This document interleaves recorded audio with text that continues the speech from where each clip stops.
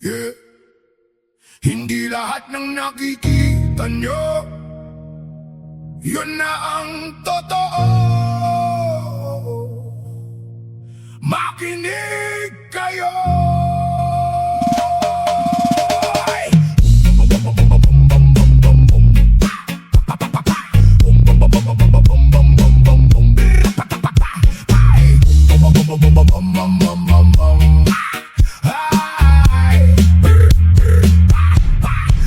Bawat lakad ko may matang nakasunod, parang lahat ng galaw ko may hatol na kasunod. Kapag tahimik ako, sinasabing mayabang. Kapag nagsalita naman, sobra raw lumaban. Sa damit ko ubas, agad na humusga. Kala mo'y alam na buong pagkatao niyang iting pilit kong tinatago. Sa dilim, di nila alam gabi-gabi akong wasaktin. Madaling magsalita kundi ikaw ang sugatan, madaling tumawa kundi ikaw ang iniwan. Bawat beklat na dala ko sa dibdib, ginawa nilang biro kahit ako'y nanginginig. Pero teka muna, sino bang perfecto? Lahat tayo'y may tinatagong multo. Kung makatingin ka lang mo ba na natao, pero mas malala pa pala ang tinatago.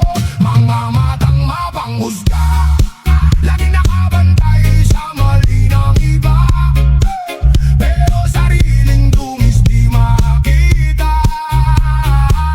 Mga matang mapanghusga, akala mo kung sino kung makatawa, pero di alam pare-pareho lang tayong sugatan sa mundong puro husga. Paano ka pahinga? Noong ako'y bumagsak, wala man lang sumalo. Pero noong umangat, biglang andyan lahat ng tao. Sasabihin nilang, uy, buti ka pa. Pero nung lugmok ako ni isa, wala nakita. Pinagkalat nila kwento na gawa-gawa, dinagdagan pa para mas masaya. Habang ako tahimik na lumalaban sila ng mga bala sa paniniragyabangan. Hindi mo wala malaban ng bawat isa, yung simpleng ngiti baka takip sa problema. May taong buhay pa pero pagod na, kaya bago humusga, intindihin mo muna. Di lahat ng tahimik mahina, di lahat ng maingay may tama. At di porket di ba ang itsura, may karapatan ka ng mangmata. Mga matang mapanghusga, laging nakabantay sa mali ng iba, pero sariling dungis di makita.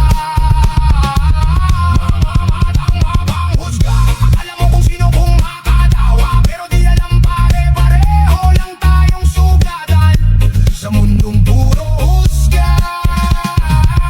Paano ka pahinga? Kaya mong manakit gamit ang salita, baka panahon ng tingnan ng sarili mo muna. Kasi ang taong totoong malakas, hindi nangihila pababa para lang umangat. At kung ako man ay nagkamali, hindi ibig sabihin wala nang mabuti sa tabi.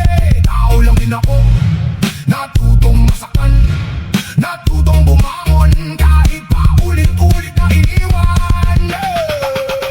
Bawat tingin nila parang kutsilyo, dahan-dahang bumabaon sa puso ko. Pero eto ako, di pa rin sumusuko. Kahit ilang beses nila akong binato, kasi alam ko kung sino ako.